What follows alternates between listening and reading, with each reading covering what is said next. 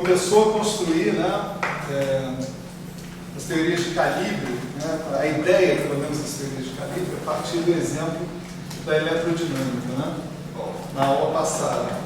Então, a eletrodinâmica passou a ser vista, né, como a teoria que você obtém impondo simetria de calibre local, né, numa teoria de férmions livres. Né? Então, uma lagrangiana, né, que descreve férmions livres. Vamos aproximar, para não ter que escrever aquela lagrangiana toda, né, maravilhosa. Vamos escrever essa aqui mais simples, mas também eficaz. Né? Você tem uma lagrangiana de uma partícula, né, um férmion, no princípio, espinho Ley, carregado, né, e você imagina, você sabe que existe uma simetria global, né, melhor escrever o argumento, né? Aqui é o mesmo x, é importante observar isso, né? Você não está alterando o ponto do espaço-temporal, isso é um tipo de simetria interna, né? E a proposta, né,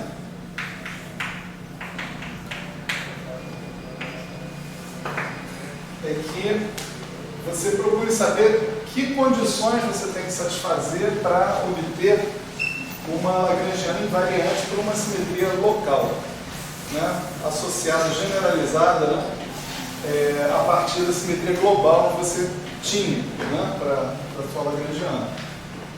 Então,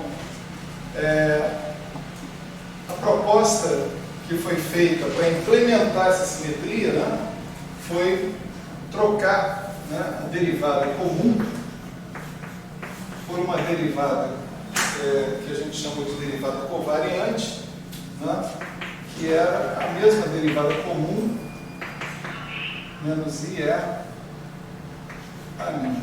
Né? Eu não me lembro se foi mais ou menos que eu botei.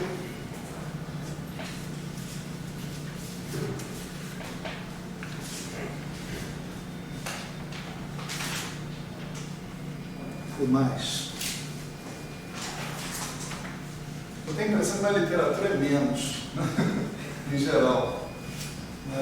Tem umas pentelhações que vão acontecendo, assim, botou mais, então tem que fazer isso com mais, aquilo com menos, então deixa quieto, de qualquer forma. A gente escolhe um aqui e vai para frente, depois, se for o caso, a gente troca a convenção e vai para frente. Então, quando você substitui sua derivada comum por essa daqui, impondo que o seu AMI também se transforme, né, que isso aqui seja um campo, né, tá certo? E que esse cara também se transforme com o mesmo teto, né, que está aqui, né, você consegue que a sua derivada covariante, né, seja um operador que se transforme exatamente, vamos dizer, de maneira tensorial, né, perante a transformação de calibre, tá certo? Quer dizer, isso daqui é a lei de transformação, né, usual vamos dizer, do tensor, né? Com isso, se você modifica a sua lagrangiana L0 para uma lagrangiana L1, né, que agora, ao invés de envolver o d-ron de mi, ele envolve o d-mi covariante, em que você obtém a mesma lagrangiana L0 anterior, mais um termo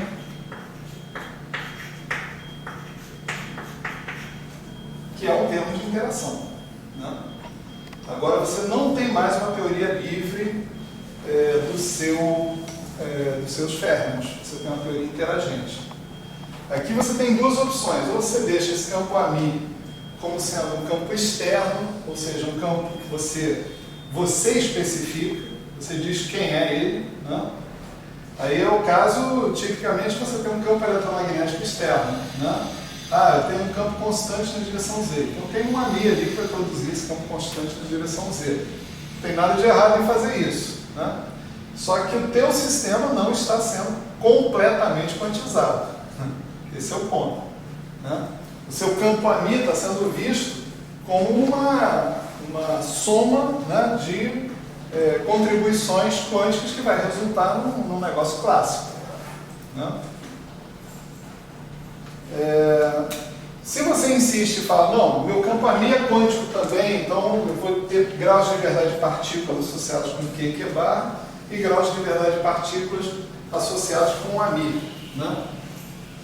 Então essa Lagrangiana L1 é inconsistente. Né? Quer dizer, não é que seja inconsistente, mas ela produz equações de movimento triviais para os férmions e não produz equações de movimento para o AMI. Então você precisa sair do L1, né,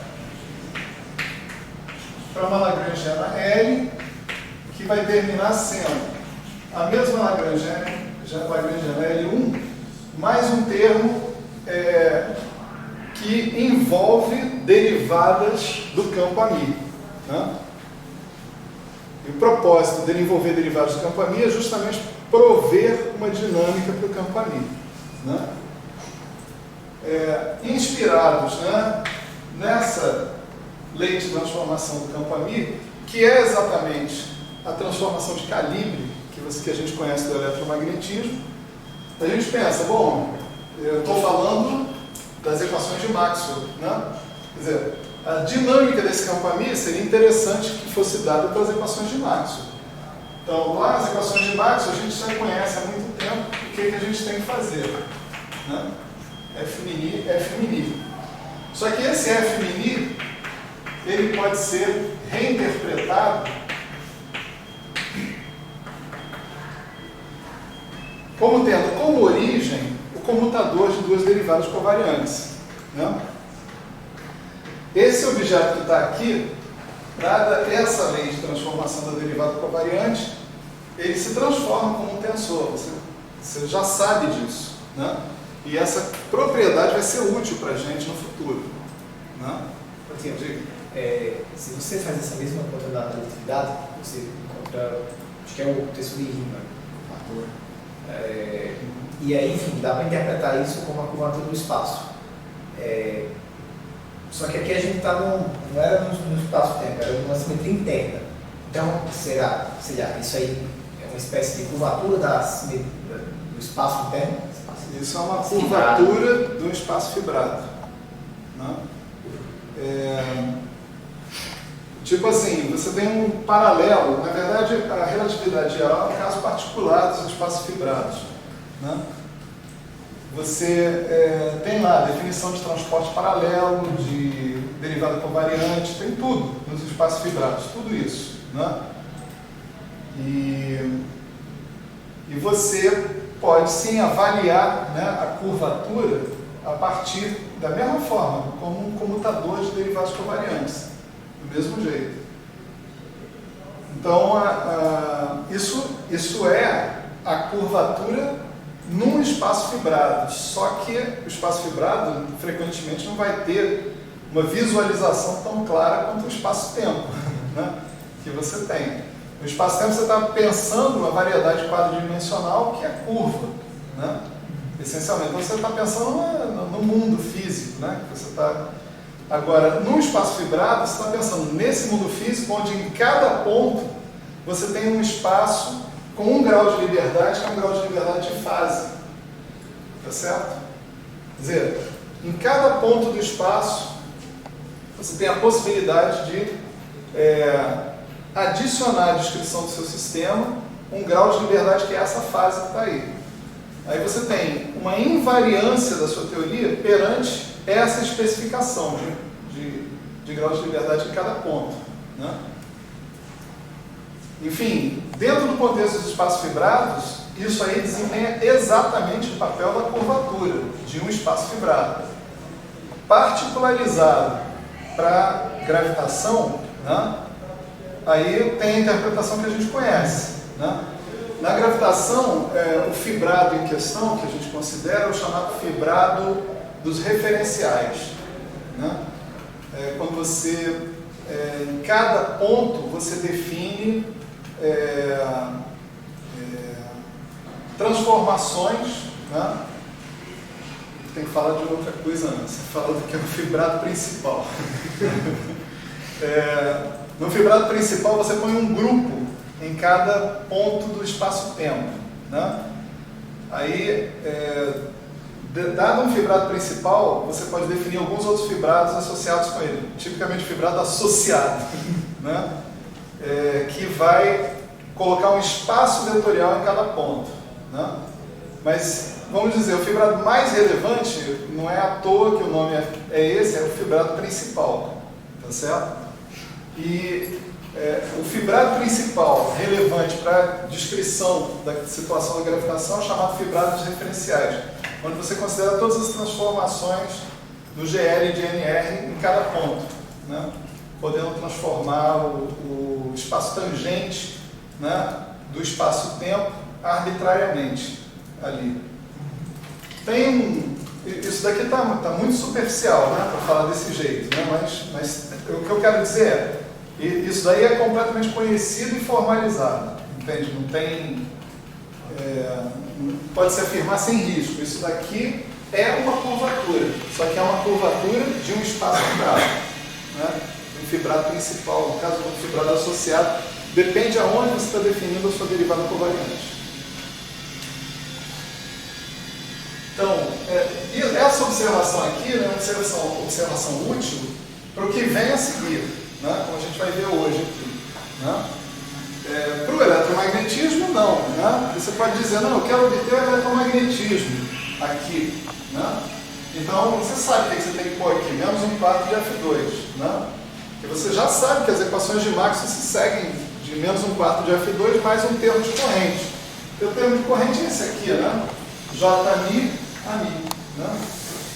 Tá certo? Aquele ali é um Jμ. Então, as equações de movimento que você tira do negócio desse são aquelas, né? Dmi de Fmi é igual a Jμ, né? E esse Jμ é o que a gente chamou de E, Q barra, Γm, Q, né? A diferença disso para as equações de Maxwell é que esses caras aqui são graus de liberdade do sistema determinados a partir do AMI e que determinam o AMI também. Então aqui, como eu disse na aula passada, a gente tem uma teoria para a corrente eletromagnética. A gente não simplesmente pega e especifica a corrente eletromagnética como sendo uma certa função específica fixa no espaço-tempo. A gente não faz isso, né? A gente fala, a corrente eletromagnética é montada dessa forma por razões de simetria, tá certo? Ela é uma corrente que é obrigada a ser conservada, atenção, em função da... Deixa eu até escrever isso, né?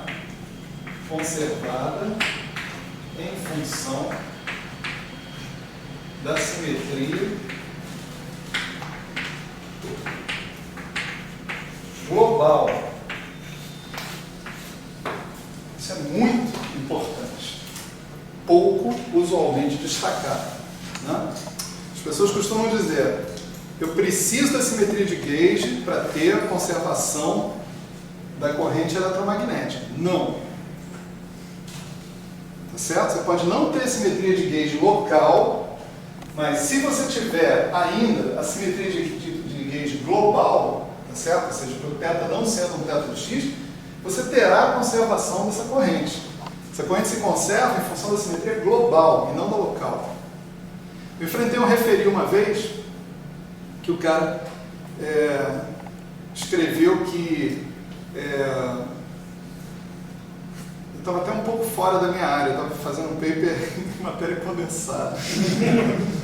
Eu pensei, pô, o cara vai falar coisa de matéria condensada que eu não vou entender nada, né? Mas eu quero ver se dá pitaco aí. O cara veio falar assim, não, você quebrou a simetria de calibre, então a carga elétrica não conserva. Eu falei, hã?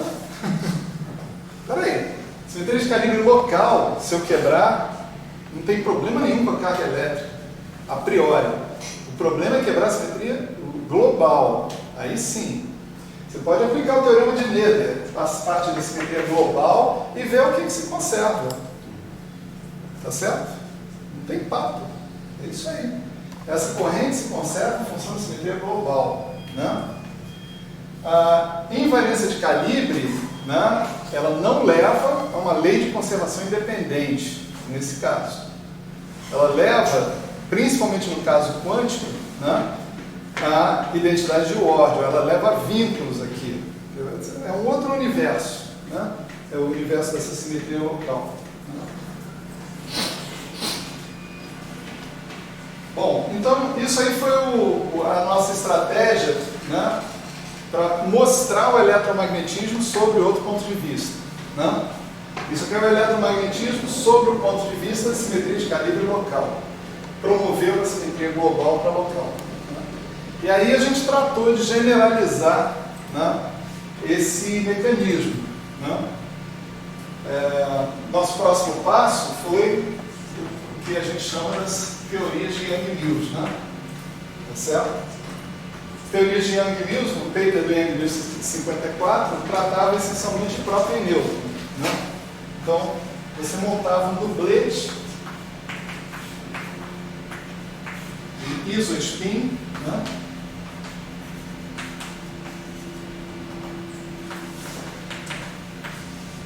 Um dublete de isospin, e você impunha uma simetria SU2, tá certo? Global, né? Então você tinha uma lagrangiana, vamos chamar essa lagrangiana de L0, que você podia escrever como psi barra I igual a I, DMI, menos M, psi, mais um certo delta M, psi barra, sigma 3, psi. Né? Esse pedaço daqui viola a simetria que a gente falou, que a gente procurou, a simetria SU2 global, né? SU2 global, sigma de x é igual a g de x, psi de x, ops, g de x não, g. Esse g é exponencial de I θ A sigma A sobre 2. Né?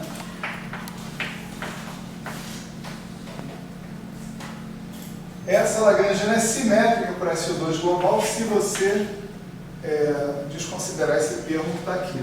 Esse termo pode ser desconsiderado quando você está falando de próton e nêutron, porque a diferença de massa de próton e nêutron é realmente muito pequena em comparação com as outras massas, né? do próton e do nêutron. Então, a gente pode partir do ponto de que exista uma simetria SU2 global, basicamente porque as interações fortes conhecidas na época eram pensadas como interações entre nucleons, que eram prótons e nêutrons dentro do núcleo, né? E essas interações costumavam não distinguir quem era próton e quem era nêutron. Né? Era como se fosse um elétron de spin up e um elétron de spin down. Né? Daí a nomenclatura isospin. Né? Então, o problema todo era de que forma nós vamos descrever a interação desses nucleons. Né? E aí a proposta de Yang-Mills foi generalizar a proposta feita anteriormente para o eletromagnetismo. Eu tenho uma simetria SU2 global, né? E eu vou procurar transformar essa simetria numa simetria local e ver o que acontece. Né? Então vamos seguir os passos aqui do eletromagnetismo. Né? Agora a gente pega o θ e transforma em θ de x, tá certo? E é claro que ao transformar o θ em θ de x, agora isso daqui não é mais simetria, porque essa derivada aqui vai bater nesse θ e não vai passar por cima dele. Né? Então a ideia segue sendo transformar uma derivada comum numa derivada covariante. Né? A diferença agora também é o seguinte, que aqui implicitamente você tem uma identidade 2 por 2, e aqui também. Tá certo? Quer dizer, é a identidade, mas em princípio é uma matriz 2 por 2, entende? Quer dizer, esse operador aqui é um operador que age nos índices espaço-temporais, mas também age potencialmente nos índices internos desse psi. Tá certo? Então, o que você vai fazer com o seu operador, DMI vezes a identidade? Você vai generalizando aquela coisa que está ali, você vai trocar por ele mesmo, mais, né? E deixa eu ver se eu chamo de ela ou se eu chamo de outra coisa. Lambda. Né? E lambda DMI. Agora, isso aqui tem que ser uma matriz em geral. Né? Eu poderia dizer, isso aqui é DMI vezes a identidade. É uma ideia. Né? Teria que ver se dá certo. Acho que não dá. Né? Mas a proposta mais geral que você poderia seguir é que o próprio BMI, esses caras aqui, fossem, na verdade, 4 matrizes, B0, B1, B2, B3. De modo que esse operador, você chama de BMI, ele mexesse nos índices espaço-temporais e mexesse também nos índices internos, em geral, que ele misture esses índices internos. Tá certo? Essa é, vamos dizer, é a forma mais geral desse operador compatível com os requerimentos que a gente colocou na aula passada sobre a derivada covariante. Linearidade e tinha mais um. Mais um requerimento. Tinha 2 requerimentos. Deixa eu lembrar aqui.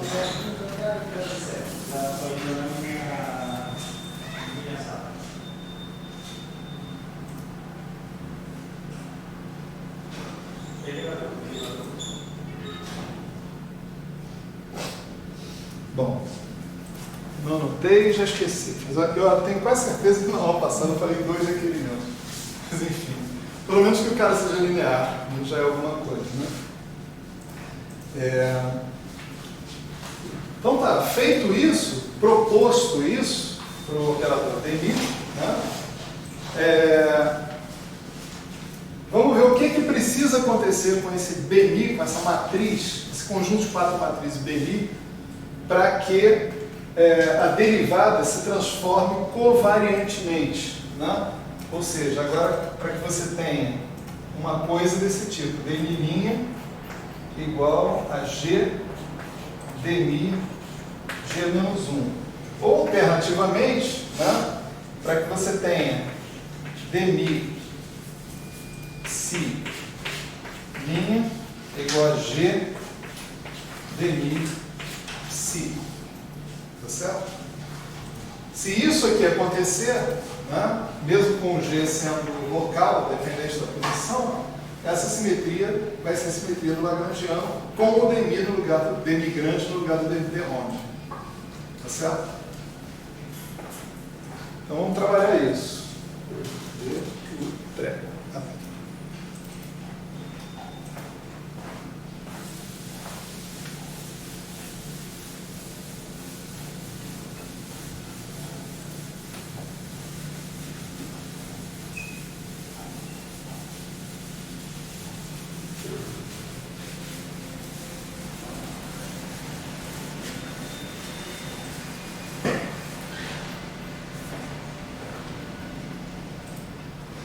Vamos fazer exatamente o que a gente fez na aula passada, né? Vou pegar DMI psi tudo linha, isso é o DMI psi mais I lambda, né? DMI psi. Agora essa ordem aqui faz diferença, tá certo? Isso aqui é uma matriz que atua inclusive nos índices internos, né? Quando eu falo de índices internos, estou falando disso. Ó, esse psi, você pode dizer que é um psi alfa, né? O psi 1 é o próton e o psi 2 é o nêutron. Tá certo? Isso é o que eu estou chamando de índices internos, para deixar bem claro aqui, né? Então, é isso aqui, tudo linha, né? Isso vai ser DMI psi linha, que é o G psi, mais I lambda, DMI linha, G psi. E a ideia, né, a proposta é que isso daqui seja igual a G DMI psi, que que é igual a G dmi psi mais I lambda dmi psi, né? Tá certo?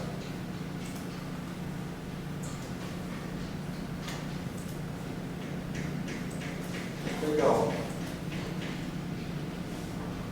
Então, aqui se você atuar com esse dmi aqui, você vai ter um termo G dmi psi, né? Mas vai ter outro termo que é dmi G psi, né? Mais I lambda dmi G psi. Né? E isso você pode comparar agora com o que está ali, né? Isso aqui tem que ser igual a G dmi psi mais I lambda G dmi psi. Lambda é um número, tá? G é aquela matriz ali, de SO2. E você pensando que, você vê que esse termo, né, em princípio, já cancela aqui, um lado do outro. Você pensando que isso está aplicando num psi absolutamente genérico, só tem um jeito da equação sempre funcionar. É se os operadores que estão aqui coincidirem. Né? Então você vai ter que dmg mais I lambda dmi G tem que ser igual a I lambda G dmi. Tá certo? Agora multiplica todo mundo por G menos 1 desse lado, né? Desse lado de cá. Então você vai ter dmi G menos 1. Divide todo mundo por I lambda, tá certo? 1 sobre I lambda. Né?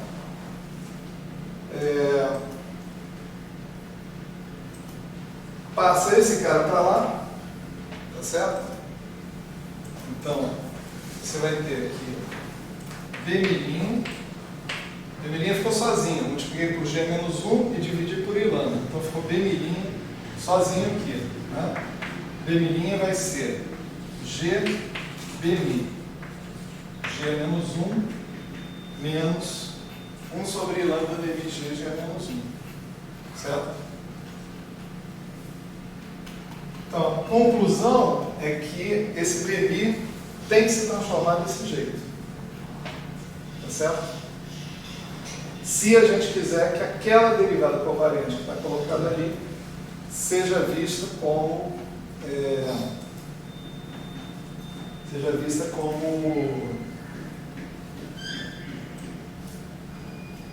como algo que se transforma exatamente da mesma forma que o campo. Né? Isso aqui é, sobre vários aspectos, a generalização do que a gente viu, né, na aula passada em relação ao eletromagnetismo. Lá, o que eu estou chamando de G agora, né, eu chamava de exponencial de θ.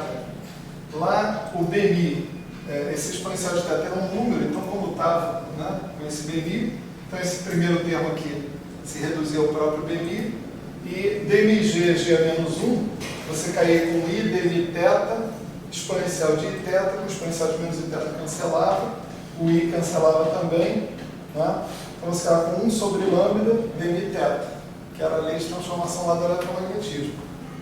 Então isso aí se reduz à lei de transformação que a gente conhecia para o caso em que a gente tinha uma simetria 1.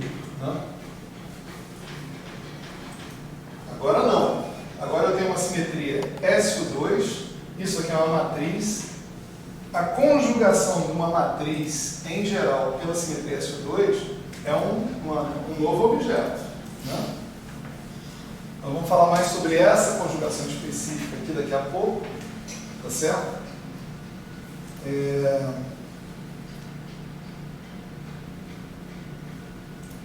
E aí você pode seguir viagem, né?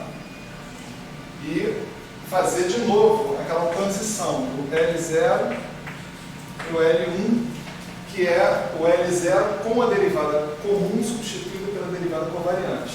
Né? A resposta vai ser de novo L0 mais lambda psi barra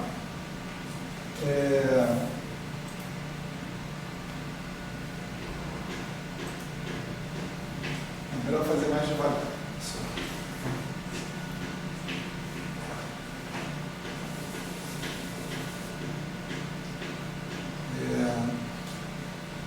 Quando eu substituir dmi aqui por esse cara que está aqui, eu vou ter um termo I lambda bmi, I lambda bmi com I gama mi, né, aqui na história, e vou ter, se for essa lagrangiana, isso é tudo que eu vou ter, né? Então, o que eu vou poder escrever aqui é que eu tenho lambda, na verdade com menos, lambda, psi barra, gama mi, dmi, psi. Note que eu não posso, a priori, pegar esse dmi e tirar daqui de dentro, né? Ele é uma matriz, que está agindo sobre os índices do psi também. Eu tenho que guardar ele aí desse jeito. Mesmo assim, ele é um termo de interação, né? Para eu poder escrever regras de Feynman para esse problema, era legal entender essa matriz aí em termos de campos mais elementares, campos que sejam números C, né? Vamos dizer assim, ou números anticomutantes ou números comutantes, tanto faz, mas tem que ser um dos dois, né? Isso nós vamos fazer, isso é o objeto de discussão agora, né?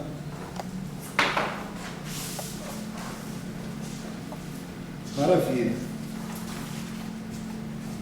Mais uma vez, quais são as equações de movimento, né, que são tiradas, né, dessa lagrangiana L1, né?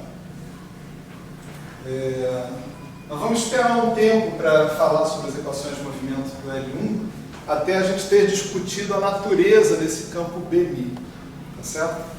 Vamos primeiro fazer um raciocínio para discutir um pouco sobre a natureza desse campo BMI. Para fazer isso, e aproveitando, a gente se aproveitando do fato de a gente estar lidando com SU2, e SU2 possui essa coisa que possui uma forma fechada, tá certo? Nós vamos calcular quanto dá isso em geral para SU2. DMIG, G menos 1. Por que a gente vai fazer essa conta? Pô, que diabo de conta estranha, né? Se você partir de um BMI igual a zero, tá certo? E fizer uma transformação de calibre, né? Sua transformação de calibre é isso mais isso, né? Então, se você partir de BMI igual a zero, você pode chegar num BMI que não é zero, né? A natureza desse BMI no qual você vai chegar, né, muito provavelmente é a natureza do BMI, né? De um BMI genérico, né, original. Porque você vai ter que ser capaz de somar dois BMIs iguais e obter um BMI do mesmo tipo, tá certo? Fazer coisas desse tipo. Se você chegar num BMI que seja sempre real, por exemplo, e o seu BMI original puder ser complexo, você está com algum problema, né? Porque fazer uma transformação de calibre, você transforma um cara real num cara complexo. E aí, como é que faz? Você está partindo do fato de que o cara é real, se você faz a transformação de calibre, você transforma ele num cara complexo, né? Se a ideia é que tudo seja equivalente perante transformações de calibre, a natureza do BMI deve ser a mesma, independente da origem que você está começando. Então aqui, se você começa com o seu BMI sendo zero, a natureza desse BMI é a natureza desse termo que está aqui. E qual é a natureza desse termo? A gente tem que investigar isso, tá certo? Vamos investigar.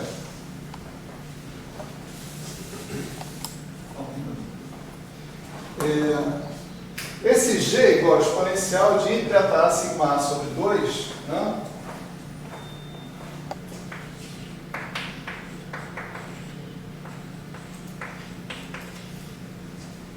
Tá certo? É um elemento genérico do SU2. Em geral, ele sempre pode ser escrito como identidade cosseno de θ sobre 2 mais I NMI sigma A seno de θ sobre 2. Onde esse θ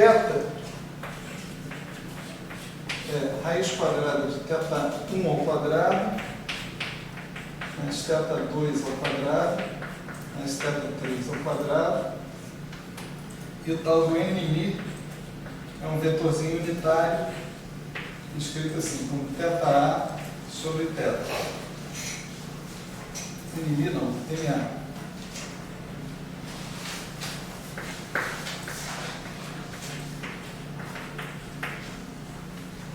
Norma 1. Né? Pergunta para vocês, todo mundo já fez isso aqui? Essa formuleta?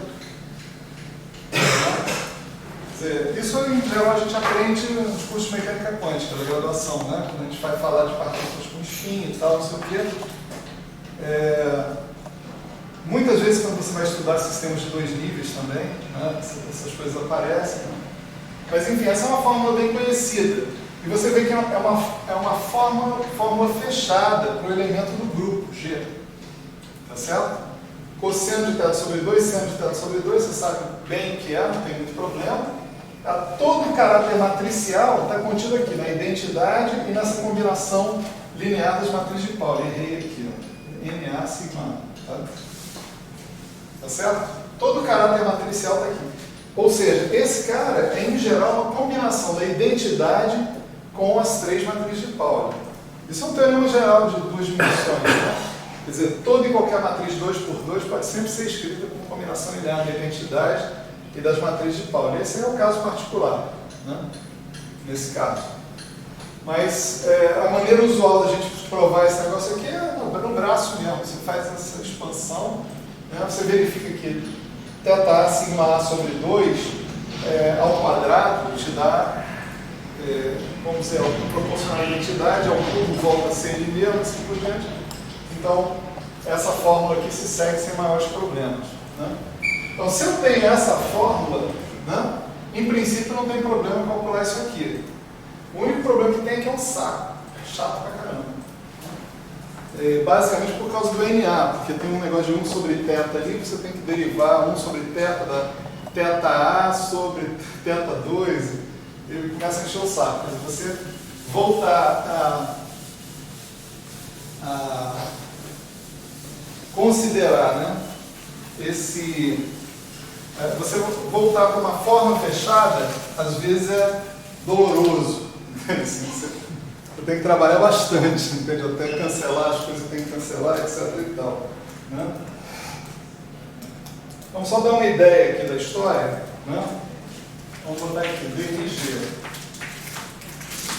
G menos 1. Isso é igual ao seguinte. Né? Menos 1/2. Identidade, seno de θ sobre 2, dθ, mais I, dNA, sigma A, seno de θ sobre 2, mais I sobre 2, NA, sigma A, cosseno de θ sobre 2, dNθ.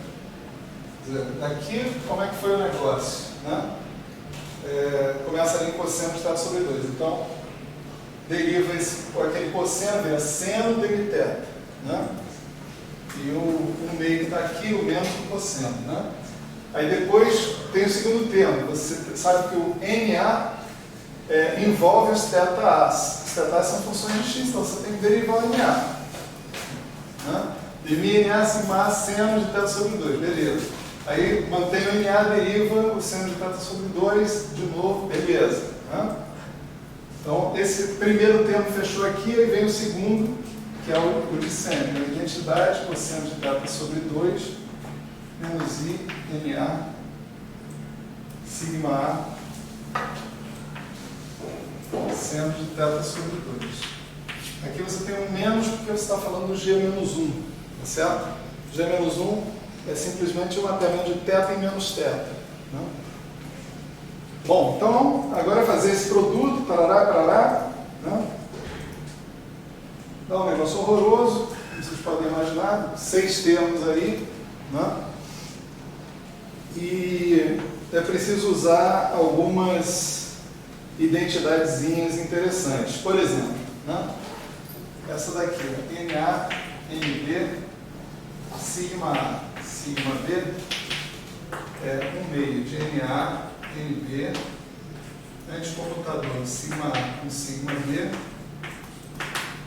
e o anticommutador de sigma A com sigma B é uma que nem a altura de Clifford bidimensional, tá certo? 2 delta B, tá certo? Então isso aqui vai dar simplesmente NA, NA que dá 1, né? Uma coisa dessa acontece. Depois, se você tem DMI, NA, NB, sigma A, sigma B, mais uma vez você pode agora pegar esse cara e separar a parte simétrica mais a parte antissimétrica, né? Cada uma das duas tem uma informação. A parte simétrica dá 2 vezes delta B, a parte antissimétrica dá epsilon ABC sigma C, tá certo? Então você conhece as duas coisas. Então isso vai dar um meio DMI NA,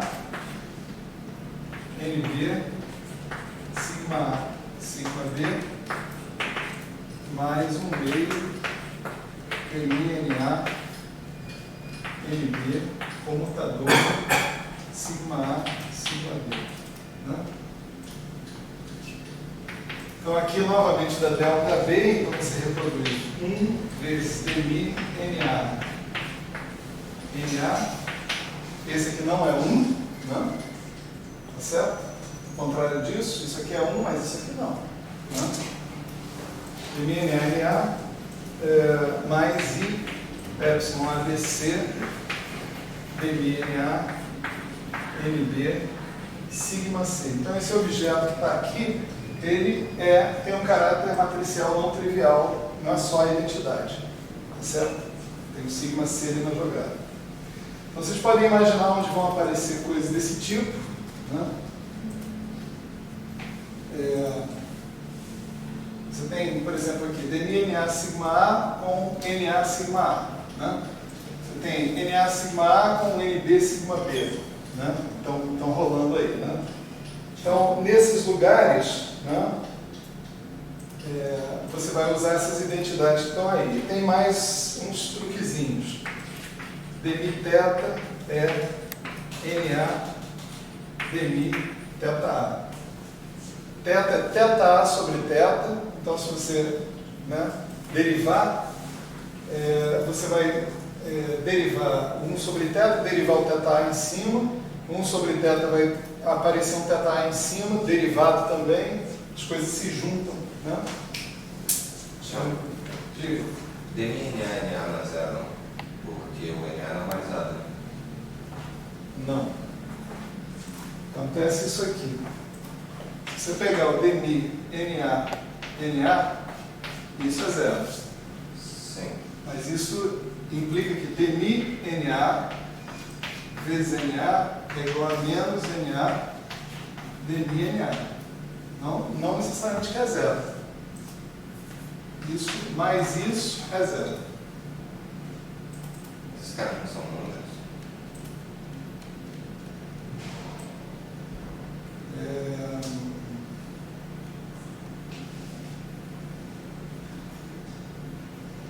Tá, entendi o que você quer dizer. E aí você vai ter duas vezes isso, né? Sim.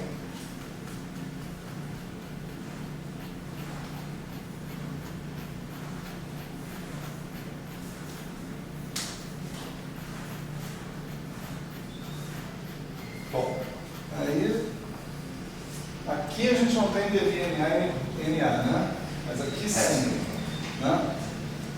Mas isso é bom, isso é uma boa ideia que eu não tinha utilizado. Realmente.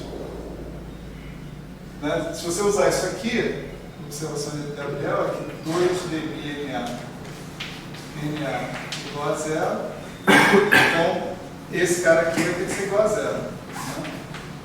O que significa que esse cara aqui é igual a zero.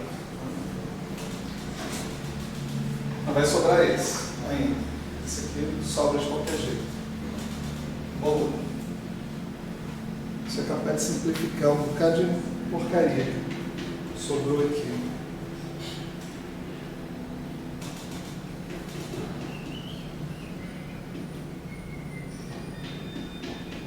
Será que esse aí também? Espera aí. Vamos fazer esse aqui devagar. Esse aqui a gente pode imaginar que seja zero, né? E esse demi-teta vai ser demi teta A sobre teta. Isso dá menos 1 sobre teta 2 teta A mais menos 1 sobre teta 2 teta A demi teta A. Não? Não, também não. Que teta A sobre menos teta A sobre teta 2 demi teta. Não?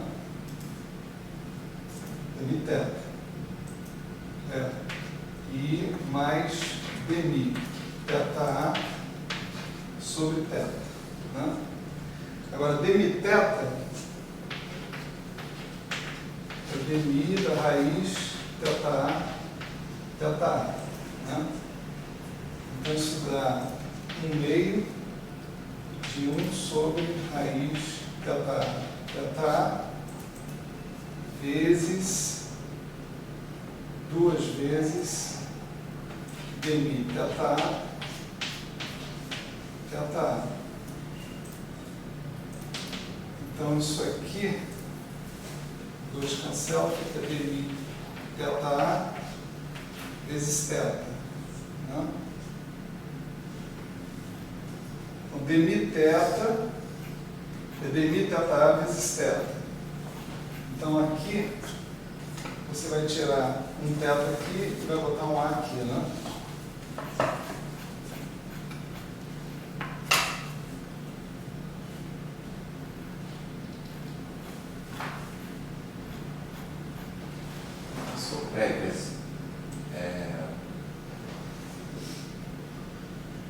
Teta A sobre teta ou NA? O que é? Você botou teta ali.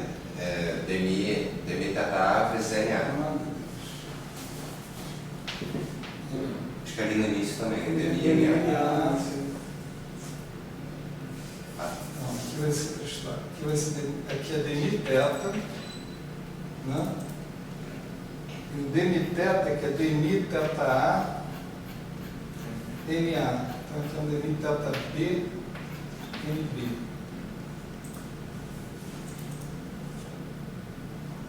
Você está fazendo demi NA, né?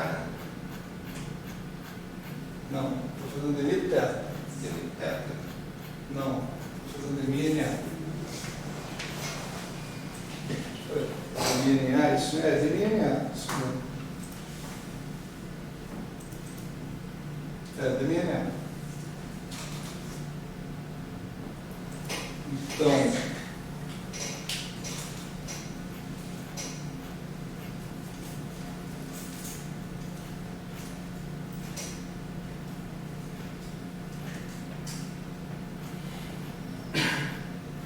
aqui não cancela esse teta 2, né? Teta 2, porque eu tinha cancelado. Então, para eu botar teta 2 aqui também, eu tenho que botar um teta aqui. Isso mesmo. Então, isso aqui vai dar teta dmi teta A menos teta A dmi teta B NB, tudo sobre teta 2. Esse é o tipo de chatice, né? Que a gente encontra aqui na história. Se não tiver atento o suficiente, erra que não errei.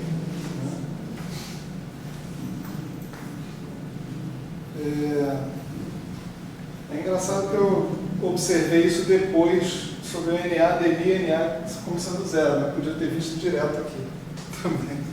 Eu usei o NA, DMI, NA igual a zero. Bom, então agora é o seguinte, você vai pegar essa estrutura, a estrutura do DMI-NA, para escrever em termos de DMI-TH, DMI-TB, etc. e tal, né? Vai usar isso aqui, que DMI-NA vezes NA é igual a 0, tá? E você vai fazer o produto de todos esses termos, vai dar 6 termos, você vai substituir essas coisas dentro da estrutura que está lá, e acreditem em mim, o resultado final, né, vai ser o seu DMI G vezes G menos 1, vai ser I DMI NA seno de θ mais NA DMI θ sigma A sobre 2.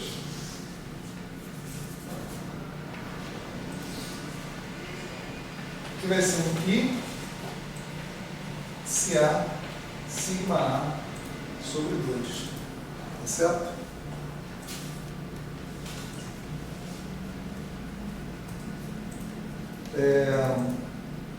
Ou seja, ele é uma combinação das 3 matrizes de Pauli, sigma A, né? Sem a identidade, sem aparecer nada proporcional à identidade, né? O que é isso aqui? Isso aqui pertence ao que nós chamamos de SU2 minúsculo, que é a álgebra de Lie de SU2.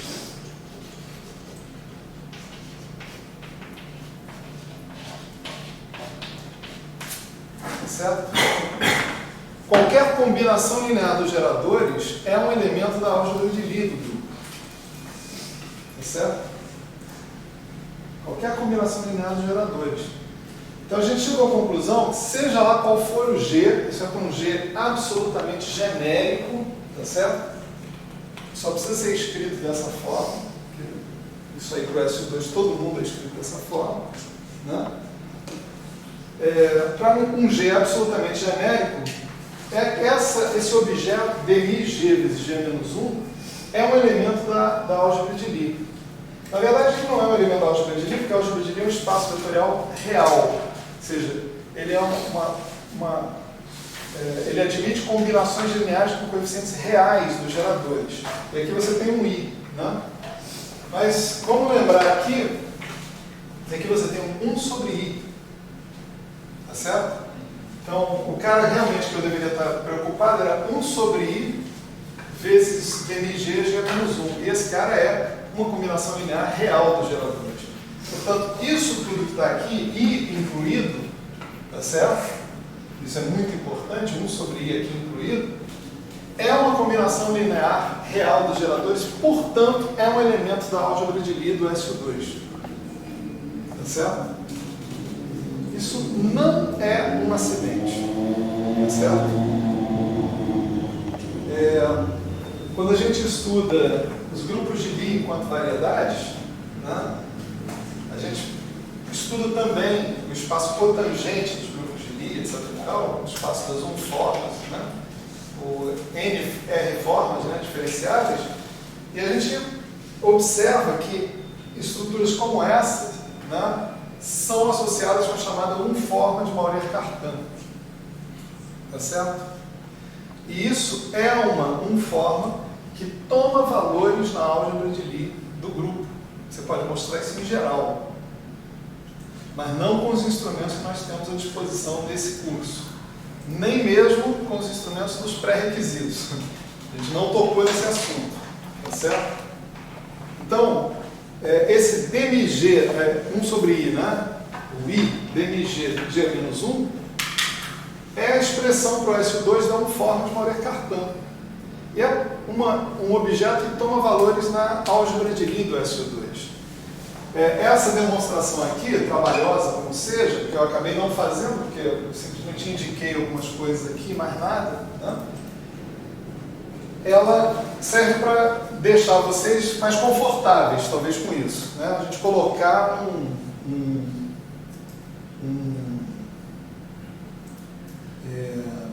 argumento razoável, né? Pelo menos para um grupo que eu conheço bem, que é o SU2, eu posso mostrar isso aqui explicitamente. Já para o SU3 SO3 não é tão claro assim, e a razão é porque eu não tenho uma forma fechada para aquele G ali, tá certo? Em termos das matrizes de Gelman. Não tem aquela coisa de matriz de Gelman quadrada dar em 1, etc. e tal, né? Então não tem uma forma fechada como essa, pelo menos se tem, eu não conheço, né? E aí eu também fico imaginando que se tem uma forma fechada, a conta para chegar a essa conclusão aqui deve ser astronômica, né? Então é melhor, realmente, se você tiver um problema com SUN, você quer provar que isso aí é assim para SUN, é melhor ir estudar um pouco de fibrados. Vale mais a pena. Tá certo? Pelo menos você está aprendendo coisa nova, não está só fazendo álgebra. Né? Pura e simplesmente. Tá? Então, a natureza desse segundo termo aqui da transformada, né? Desse cara que está aqui, é ser uma combinação linear dos geradores, ou seja, ser um elemento da álgebra de Lie do SU2. Tá certo? E aí tem mais uma coisa interessante, né?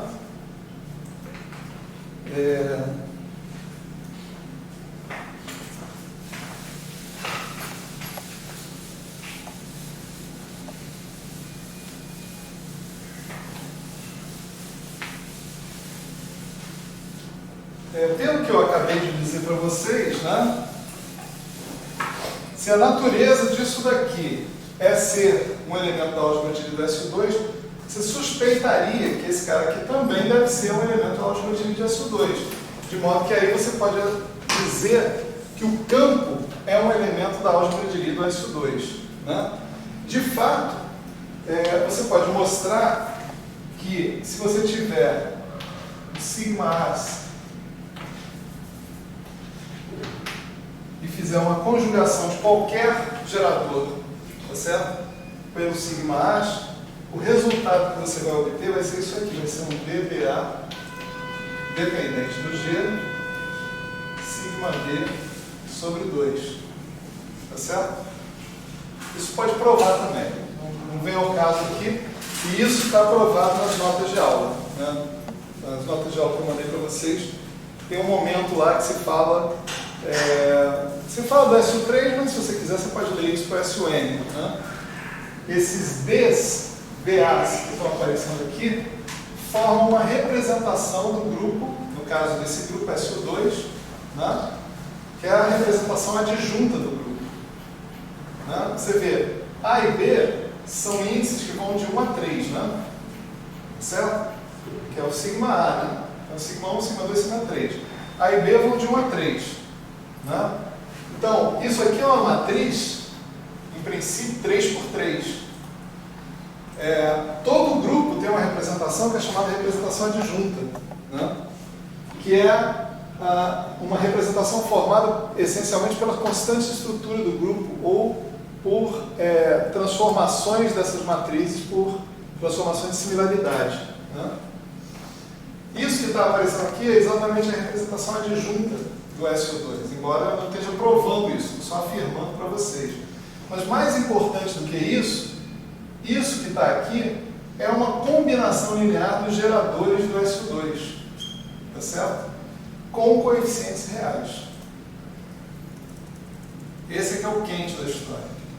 Então, se você tiver, né, se você assumir que o seu BMI tem como natureza ser uma combinação linear dos geradores do SO2, ou seja, se você assumir que o seu BMI pode ser escrito como BMA sigma A sobre 2, tá certo?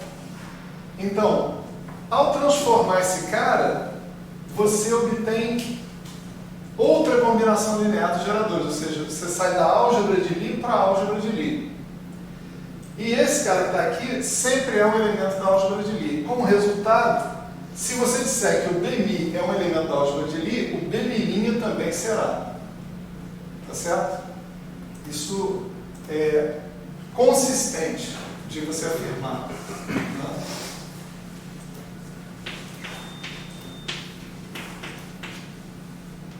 Então é assim que a gente vai supor que é essa matriz, BMI. Tá certo? A gente vai supor que ela é uma matriz da álgebra de Lie do SU2. Certo? Bom, cadê a dependência em x, né? Desse cara, a dependência em x desse cara está aqui, né? E agora você vê que esses três campos que estão aparecendo aqui são campos normais. Eles não são matrizes, eles são números. Tá certo? Números que comutam, né? Em princípio, clássicos, né? A dependência em x está contida neles aqui. E o caráter matricial está sendo dado integralmente pelo sigma A sobre 2. Tá bom?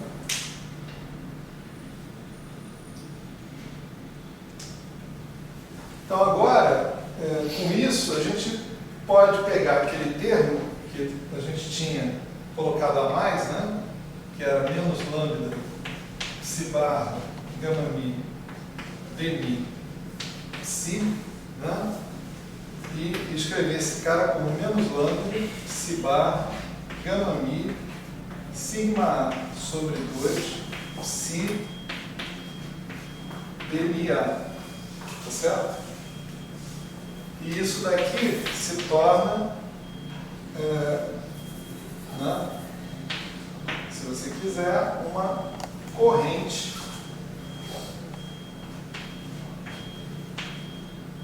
um conjunto de três correntes, né? Cada corrente associada com uma componente do seu EMI, né? Uma componente A igual a 1, 2, 3. Né? Então, a primeira coisa que a gente observa aqui, né, é que a nossa modificação foi de pegar a lagrangiana L0 e trocar para uma lagrangiana L1, que era o L0 menos JMA BMA. Tá certo? Ou seja, eu tenho 3 fótons agora. Tá certo? Eu não tenho mais um fóton, eu tenho 3. Né? E cada fóton desse se acopla a uma corrente diferente, no princípio. Tá certo? Nessa corrente, psi barra gama mi, sigma sobre 2 psi, né, existem misturas de prótons e nêutrons. Né?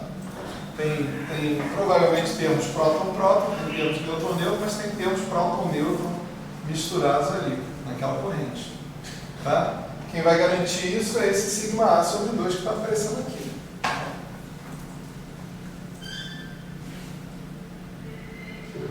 Já está bem diferente do eletromagnetismo. Né? O eletromagnetismo é um fóton só. A simetria lá, sendo 1, foi capaz de produzir um campo só. Né? Aqui, ela sendo SU2, ela produziu 3. Na verdade, quantos campos eu espero que sejam produzidos? Tantos campos quantos forem os parâmetros que caracterizam a simetria em questão. Já apaguei aqui. Né? O G, que é o elemento do SU2, caracterizado por 3 parâmetros, θ1, θ2, θ3. Para cada parâmetro que você tiver, né, você vai ter um gerador.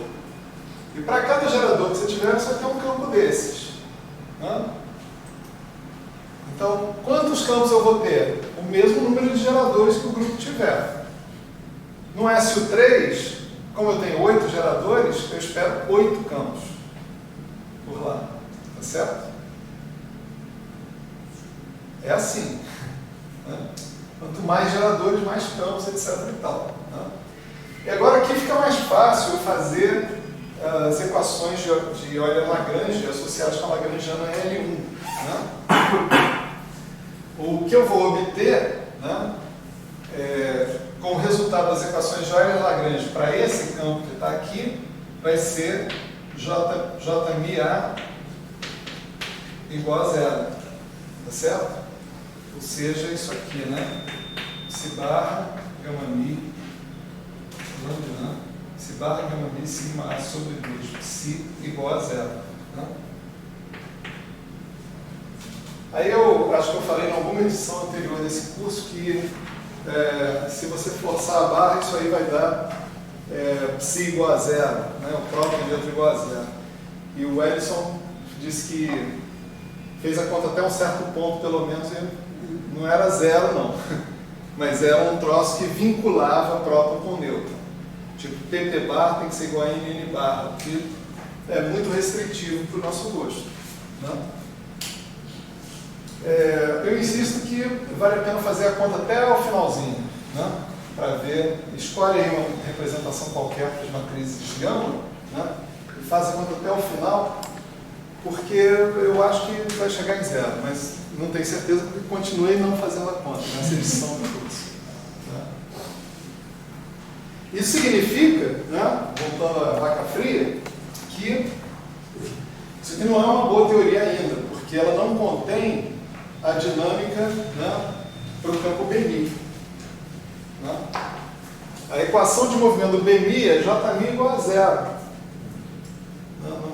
Não é uma boa equação de movimento, né? Eu não quero que a minha corrente seja nula, né? No final das contas, é a corrente que faz a mediação, né, da interação, no final das contas, né? Quer dizer, que faz a mediação não, é a corrente que sofre a interação, né? Então, eu não quero que a corrente seja nula. A corrente para mim ser nula é uma catástrofe, né? Daí a mesma necessidade anterior do eletromagnetismo aparece, né? Eu tenho que colocar alguma coisa envolvendo derivadas desses campos BMI, né, para conseguir descrever a dinâmica desses campos BMI. Mesma ideia, né, que estava presente no eletromagnetismo, a gente pode perseguir aqui de novo, né? Vamos fazer lá.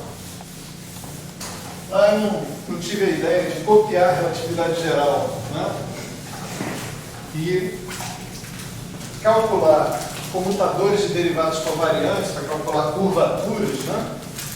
E não foi uma ideia super boa. Então vamos. O time que minha ex-mulher falava, o time que está se mexendo não se ganha. Não, o time que está ganhando. O time que está ganhando não se mexe, mas ela falava isso. O time que está se mexendo não se ganha. Fica bem engraçado isso. O time ainda está vivo ali se mexendo. Enfim. Bom, vamos lá, vamos fazer a mesma coisa, vamos procurar um objeto com significado intrínseco. E uma das razões por trás disso é que nesse comutador de derivados covariantes a gente viu que apareciam derivadas do campo AMI de primeira ordem, né? Então, esse cara ao quadrado dava exatamente o tipo de termo que eu queria para gerar o termo cinético, né, do campo AMI.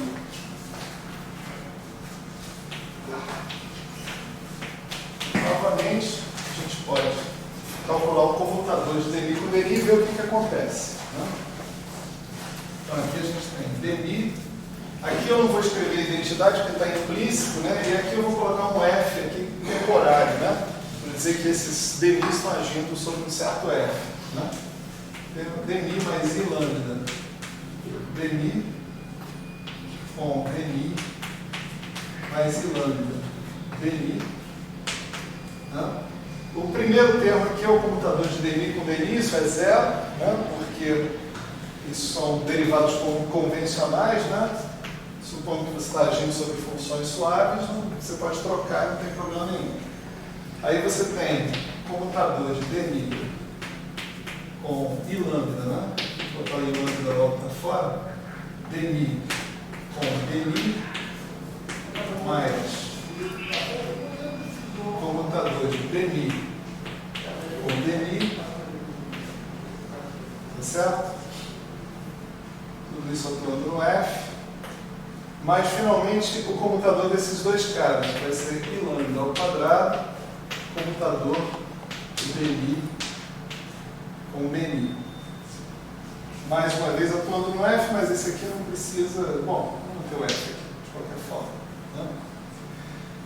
Esse aqui era zero, quando a gente fez a conta para o eletromagnetismo, né? Agora não. E agora esse é um elemento da álgebra de Lie do SU2, tá certo? Esses caras, em geral, não comutam uns com os outros. Né? Então você tem que manter esse cara do jeito que ele está aí. Não tem saída. Né? Então, aqui você pode botar em evidência geral o I lambda. Né? Vou tirar daqui também o I lambda. Eu vou ficar com Dni, Bni vezes o F, mais Bni, Dmf. Eu vou indicar assim, tá certo?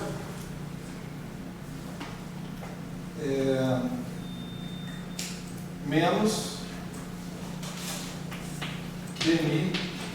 Dmi, né? Esse é o primeiro termo, esse aqui é o segundo. Né? Aqui eu vou ter Dmi menos Dmi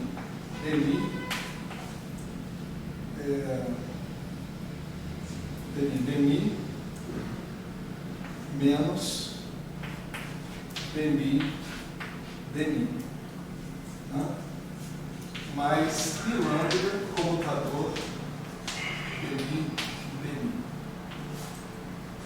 Tudo isso atuando supostamente no F. Então aqui você tem esse termo cancelando com esse, tem esse termo cancelando com esse, né? O resultado é até similar ao que a gente tinha antes.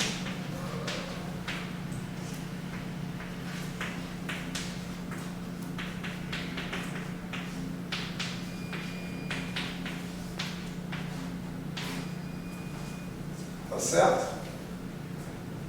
Tem exatamente a mesma cara do F mini até esse ponto aqui, mas tem um termo a mais. Tá certo? Termo a mais que é não linear. Né? Então, esse cara que está aqui é o que nós vamos chamar de I lambda F mini. Tá certo? Observe que esse F mini é uma matriz 2 por 2. Né? E esse F mini que está aqui é um elemento da álgebra de Lie do SU2. Tá certo? Por quê? Porque esse B é um elemento da álgebra de Lie do SU2, esse B é um elemento da álgebra de Lie do SU2, e o comutador de dois caras da álgebra de Lie do SU2 é um cara da álgebra de Lie do SU2, porque é fechado pelo comutador. Né? Então, a soma de três caras que estão na álgebra de Lie do SU2 te dá um cara que está na álgebra de Lie do SU2. Né? Então, o F mini é um elemento da álgebra de Lie do SU2 e você já sabe como é que esse F mini se transforma. Se você botar uma linha aqui nesse comutador, né, e substituir que cada Dmi é G Dmi, G é menos 1, tá certo? O resultado vai ser G comutador G é menos 1. Né? Então isso vai implicar que o teu F mini linha é G, F mini, G é menos 1. Isso também a gente já tinha tirado lá para o eletromagnetismo, mas lá, como todo mundo era número, você podia passar esse cara por cima desse, e o F mini era invariante, né, de calibre. Tá certo? Aqui não. Aqui, esse cara é um elemento da álgebra de Lie de SU2. A gente acabou de falar que quando eu conjugo um cara da álgebra de Lie de SU2, eu obtenho outro cara da álgebra de Lie de SU2. Então, esse cara transformado continua sendo um cara da álgebra de Lie de SU2, mas ele não é o próprio F mini. Ele é alguma outra coisa. Ele é uma combinação linear dos F minis. Né? Combinação linear de F minis. Vamos lá. Então, se o F mini é um elemento da álgebra de Lie do SU2, é bem fácil você mostrar que o F mini é um F mini A sigma A sobre 2, tá certo? Onde esse F mini A vai ser Dmi A menos Dma menos lambda F ABC Dmi B Dmi C. certo? Aqui você faz BNB, BNC, tá certo? Tira esses B's, né? Daqui você vai ficar com sigma B, sigma C. Comutador de sigma B com sigma C é FBCA, que é a mesma coisa que FABC, né? Sigma A, né? FABC, sigma A. Aqui eu tenho sigma A, então você botou todo mundo em evidência. Né? Portanto, esse tensor de intensidade de campo, ele se decompõe em 3 tensores de intensidade de campo. Né? Cada campo desses que acabou de ser introduzido tem um tensor de intensidade de campo associado com ele. Né? Com a adição desse termo não linear, né? Proporcional ao quadrado desses caras aí. Né? Bom, agora a observação fundamental é que esse cara, ele não é invariante de calibre. Né? Ele não sendo invariante de calibre, né? Eu não posso simplesmente fazer F' e colocar na Lagrangiana. Qual é a transformação de F', F'? Né?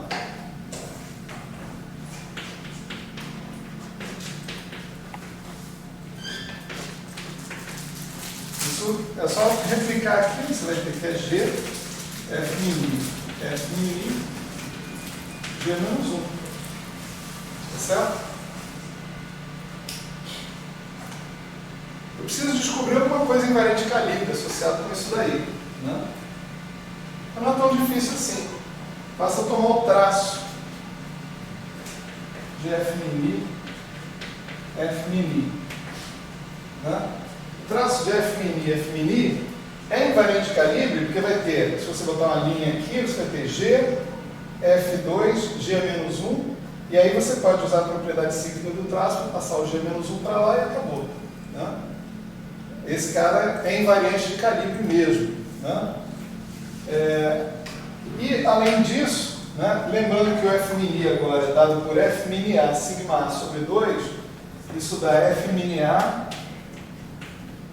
F'B, né, traço de sigma A sobre 2, sigma B sobre 2. Né? Traço de sigma A, sigma B, né, é 2 delta B, até onde eu me lembro. Né? Vamos pensar num dos sigma 3, por exemplo. Né? Se sigma 3 for igual, se você traça sigma 3, sigma 3, né? Sigma 3 é 1, né? Assim como sigma 1, sigma 2, sigma 2. Traço aí você vai ter 1/4 ali, não é isso? Sai 1/4 dos 1 meios, os fatores 1 meio que estão ali, e o traço da identidade é 2, então dá 1 meio, não dá 1 não, dá 1 meio. Né? E, por exemplo, se tiver 2 diferentes, sigma 1, sigma 2, né? Você tem uma relação que diz que sigma 1 vezes sigma 2 é proporcional a sigma 3. Sigma 3, sigma 2 é proporcional a sigma 1. Né? E todas as matrizes de Pauli são de traço nulo. Então, quando A for diferente de B, esse traço é 0. Quando A for igual a B, esse traço é 1 meio. Tá certo? Então, isso daqui dá 1 meio de F'A, F'A. Tá certo? Portanto, se você quiser colocar ele de um jeito parecido, né, com o jeito que você colocou lá nas equações de Maxwell, agora você vem e substitui o seu L1 por L, que vai ser o mesmo L1 menos 1 meio do traço de F'I, certo?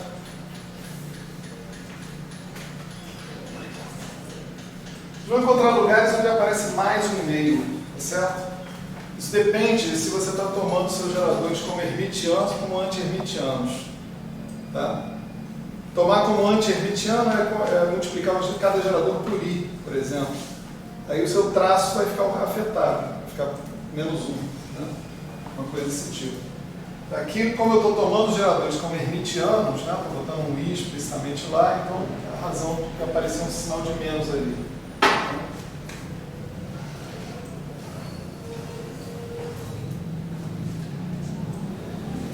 Bom, tem várias novidades, né, nessa lagrangiana final, né, que está aparecendo aqui. Né? A gente começou com L0, caminho livre, passou para L1, que é o cara que está acoplado minimamente, como a gente diz, aos campos de calibre, e do L1 nós passamos para o L, que é o cara que contém a dinâmica dos campos de calibre também. Né? Essa dinâmica, você sabe o que vai ter, porque tem um termo exatamente igual ao do eletromagnetismo, só que para cada A, que está aparecendo aqui. Né? Então, pelo menos o termo dNi-Bni menos dNi-Bni você vai ter. Né? Quadrático, que é o cara que é capaz de produzir o que você chama de um propagador livre. Produzir mesmo um propagador livre tem outros problemas, nós vamos tratar daqui a pouco. Daqui a pouco, assim, daqui a algumas aulas. Né? Mas esse cara aqui tem tanto potencial para produzir um termo cinético quanto tem o termo que a gente colocou lá no eletromagnetismo. Né? No entanto, ele produz mais do que um termo cinético. Como ele possui esse termo aqui, quadrático, tá certo? Você está colocando ele ao quadrado aqui, ó. Você vai produzir esse cara ao quadrado, mais este cara ao quadrado, mais o produto deste cara vezes esse cara. Então você vai produzir um termo que é quadrático, que é esse cara ao quadrado. Você vai produzir um termo que é quártico, que é esse cara ao quadrado. Vai ter 4 campos B. E vai produzir um termo que é ternário, né? Terciário, sei lá, que é o produto desses dois caras com cada um desses caras aqui. Né? Cada termo desses é conhecido como um termo de autointeração. Os fótons que a gente colocou aqui interagem uns com os outros. Tá certo? Quer dizer, aqui você está contido, né, um termo que, em termos de gráficos de Feynman, em termos de interação, ele vai produzir um vértice de interação desse tipo. Né? Com vários poréns aqui. Né? Quer dizer, nesse vértice você tem um sigma sobre 2, um gama mi, lambda. Né? Aqui você tem antipartícula, aqui você tem partícula, antipartícula, aqui você tem o seu bóson de Gauge, que carrega um índicezinho A, né? Aqui no meio. Isso é, tá bom, são as particularidades lá das regras de Feynman, a gente vai revisar isso também. Né? Mas o fundamental aqui é que você tem como você tem um termo trilinear, quer dizer, você tem um campo de calibre e 2 campos fermiônicos, você vai ter uma interação desse tipo, de 3 campos no mesmo ponto. Né? Esse cara que está aqui vai te produzir interações de 3 fótons no mesmo ponto, que correspondem ao produto disso aqui com isso aqui. Tá certo? Vai ser BBB, não? BBB, Big Brother. E vai te produzir interações quárticas também, que correspondem aos produtos dele com ele mesmo. Né? Os vértices de interação desse cara são os mais enrolados possíveis. Né? Entende? São muito chatos. Né? Fazer qualquer conta com esse troço é muito chato, mas se faz. As pessoas são pacientes e fazem. Não tem problema não. Né? Mas entendam que essa forma da gente propor termos de interação nos levou muito além do que a gente tinha imaginado originalmente no eletromagnetismo. Isso nos levou a uma teoria de fótons interagentes, fótons entendidos aqui como as partículas intermediárias, tá certo? Esses fótons, essas partículas intermediárias, interagem consigo próprias, tá certo? Os nossos queridos Young e Mills, eles, em princípio, a primeira ideia, né, vamos dizer assim, era interpretar essas partículas intermediárias como sendo os pions, né? Que seria, né, tipo assim, a coroação do sonho do Yukawa, né? Você ter próton e nêutron interagindo através da troca de pions. Você tem 3 fótons aí, perfeito, porque você tem um pion mais, um pion menos e um pi zero, né? É claro que a coisa não é exatamente assim, porque essas 3 partículas, elas são reais, né? Você vê, para esse BMI ser um elemento da álgebra de Lie, do SO2, é preciso que esses campos aqui sejam reais, né? Mas campos reais não são capazes de carregar números quânticos conservados. Vide curso de métodos teóricos para física e altas energias. Tá certo? Enfim, não falo mais nada, né? Campos reais não conseguem carregar carga elétrica, por exemplo, que é um número quântico conservado. E para você falar dos pions, é preciso que 2 desses caras, pelo menos, ou 2 combinações lineares deles, vão ser associados com carga mais e com carga menos. Então você ainda tinha essa dificuldade, você tinha que reexpressar essa álgebra do SO2 em termos dos operadores de escada, né? Quer dizer, você tinha sigma mais, ao invés de ser sigma A, sigma B, sigma C, você tinha que usar sigma mais, sigma menos, sigma C, sigma 3, tá certo? Aí o campo associado com sigma mais ia ser o π mais, o campo associado a sigma menos ia ser o π menos, e assim por diante. É uma maneira de reescrever a álgebra de Lie do SO2, né? Tudo bem, esse obstáculo a gente supera. Um obstáculo menos superável é o de que os pions têm massa, né?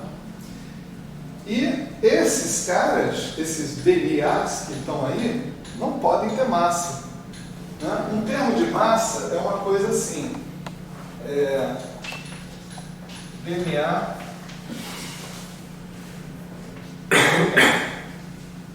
se você quiser, isso aqui é o traço de BMI, né? Mas observa que o BMI, ele não se transforma assim, né? Tá certo? Se ele transformasse assim, estava tudo bem, isso aqui era invariante de calibre. Ele se transforma assim e mais isso, com mais isso. Quando você substituir a transformação do BMI aqui, você vê que um termo de massa, todo termo de massa é quadrático, no princípio, né? Um termo de massa envolvendo esses BMIs não vai ser invariante de calibre. Aí toda o cuidado que você teve para construir seu Lagrangiano foi para o espaço. Quando você quer observar os dados experimentais, você já bota um termo de quebra da tua simetria de calibre que você usou para construir, né? Esse termo de massa devia sair de alguma forma de dentro da dinâmica, sem quebrar a invariância de calibre, ou quebrando de uma forma mais espontânea, né? E tal. Então, grande problema, esses caras que estão aqui, eles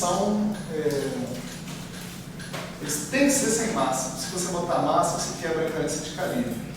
Ah, mas a massa dos pions é bem pequenininha, perto da massa do próton e do nêutron, né? Mesmo assim, né, a coisa ainda tem pouca graça. Então, quando a gente fala de fóton e gráviton massivos, estamos quebrando a invariância de calibre? Não necessariamente, porque tem mecanismos, né, para você colocar, por exemplo, massa num fóton ou massa num gráviton sem quebrar a invariância de calibre. Num fóton, por exemplo, você tem termos, um termo de Chern-Simons, por exemplo, pode ajudar a colocar uma massa para o fóton sem quebrar a invariância de calibre. Tem alguns mecanismos, né, específicos, né, que fogem um pouco da dinâmica da teoria de gauge mais rasa, né, vamos dizer assim. mas que permitem essa coisa, né? Os gravitons massivos eu já não estou tão informado sobre eles, né? Mas eu acredito que eles estão associados, pelo pouco que eu já ouvi falar, posso estar falando besteira, a teoria de contorção não nula, né? Torção diferente de zero. Você tem a possibilidade de ter gravitons massivos naturalmente nessas teorias, sem quebrar, no caso, a simetria de gauge da gravitação, que é invariância de parametrizações. Né? Agora, golpe de morte, né? Vamos supor, não, vou aceitar o argumento de que a massa dos pios é pequenininha, vou engolir esse negócio, vou seguir em frente. O problema é que os pios são partículas escalares. Na verdade, pseudo-escalares. Né? E esses camaradas aí são partículas vetoriais. Né? Sem massa, eles estão associados com helicidade 1. Né? Tá certo? Enquanto que os pios estão associados com spin 0. É 1 grau de liberdade do mesmo jeito? Né? Mais ou menos. Né? Spin 0 é 1 grau de liberdade para cada uma das partículas, helicidade 1 já são 2 graus de liberdade para cada partícula. Né? Porque a helicidade 1 tem que vir acompanhada da helicidade menos 1. Né? É que nem o spin meio, tem que vir acompanhado do spin menos meio para você... spin meio não é um conceito invariante por referencial, por mudança de referencial. Helicidade é um conceito invariante por referencial, mas não é um conceito invariante por paridade. E as interações fortes respeitam a paridade. Elas não violam a paridade. Né? Então, o troço está todo errado. Cá entre nós. Né? Assim, para aplicar efetivamente para uma situação experimental, era preciso que você admitisse que existem 3 partículas sem massa, que não são os pions, que são partículas vetoriais, que você ainda não tinha encontrado. Por volta de 1954 você não tinha observado ainda. E não observar partículas sem massa é complicado. Né? Partículas sem massa aparecem montes, né? Por aí. Né? Elas são excitadas muito facilmente. Então, em geral, se existe uma partícula sem massa por aí, você observa ela ou ela não existe. Mal comparando, essa é a mesma questão dos bósons de Goldstone, né? No mecanismo de quebra espontânea de simetria. Quando as pessoas propuseram o mecanismo de quebra espontânea de simetria, uma das consequências do mecanismo é que você gerava bósons de Goldstone. Esses bósons de Goldstone eram partículas sem massa. Né? E aí a pergunta imediata é: cadê esses bósons de Goldstone, né, que a gente não observou ainda na natureza? Então, todo mecanismo de quebra de simetria tinha que vir com uma explicação do sumiço dos bósons de Goldstone. Quem é que está comendo esses graus de liberdade, onde é que eles estão se manifestando, etc. e tal.